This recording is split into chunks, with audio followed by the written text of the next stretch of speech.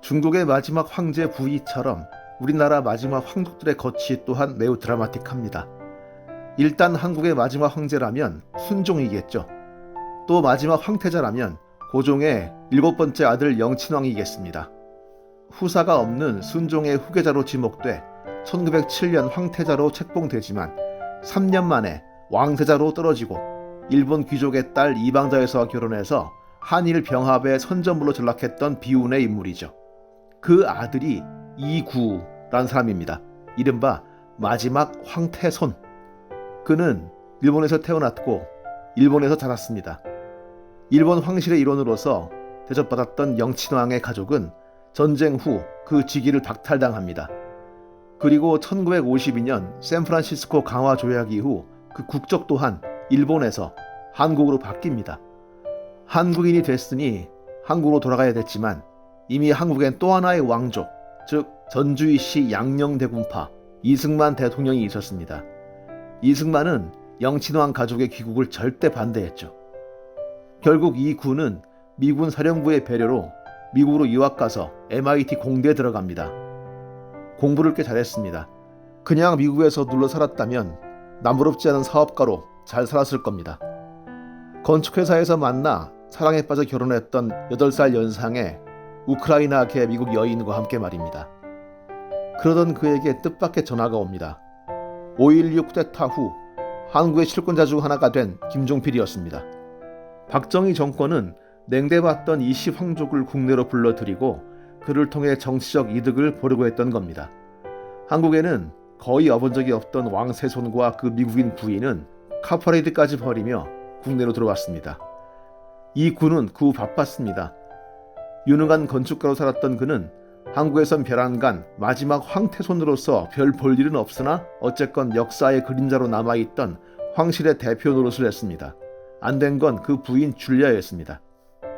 우크라이나계 여인으로서 인내심이 강했던 그녀는 전혀 상상하지도 않았던 나라 한국에 들어와 한복을 입고 시어머니 이방자 여사를 모시면서 살았고 봉사활동으로 일상을 메웠습니다.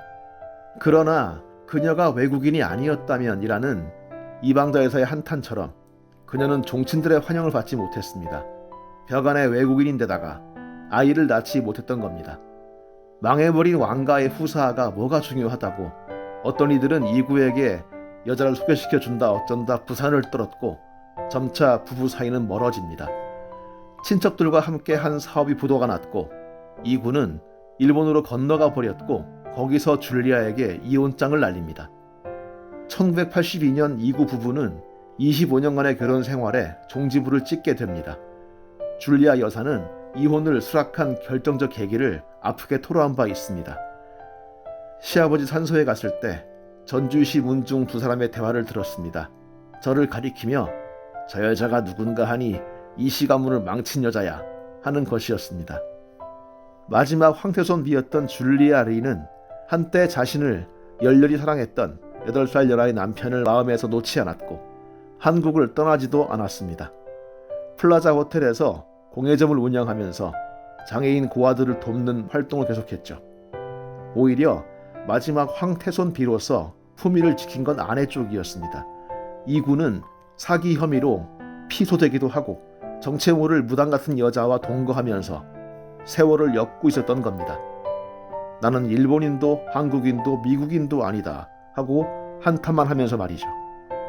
그래도 이구는 옛 왕가의 마지막 후손이었습니다. 이회창, 이인재 등 전주이시 정치인들이 이구 선생 영구 귀국 추진위원회를 만들었고 2003년 이 군은 때가 됐다고 영구 귀국했습니다. 종묘에서 선왕들에게 고유제를 지내며 다시는 조국을 떠나지 않겠다고 다짐했는데 전주이시 일부 종치는 그 후사를 볼 심산으로 60 중반이지만 애는 낳을 수 있을 것 같다고 기대하기도 했다고 합니다. 참 딱한 노릇이죠. 하지만 이런저런 사정 끝에 이 군은 다시 일본으로 돌아갔고 2005년 7월 16일 그가 태어났던 자리, 즉 영친왕의 옛 저택이 있던 자리에 세워진 호텔방에서 심장마비로 죽었습니다. 살아서 실속은 없으면서 분주하게 사람들의 장식품으로 이용됐던 그는 모처럼 황태손의 예우에 맞는 장례로 모셔졌습니다. 문화재청장이 주관하고 국무총리가 참석한 가운데 의장대의 장엄한 음악 속에 1,000명의 인파가 몰려 그 마지막 길을 배웅했죠. 그런데 영화의 한 장면 같게도 그 모습을 몰래 지켜보는 한 늙은 백인 노파가 있었습니다. 줄리아였습니다. 그녀의 생애를 영화화해 보겠다는 이들의 초청으로 한국에 들어와 있던 기간에 하필이면 이브가 죽었던 겁니다.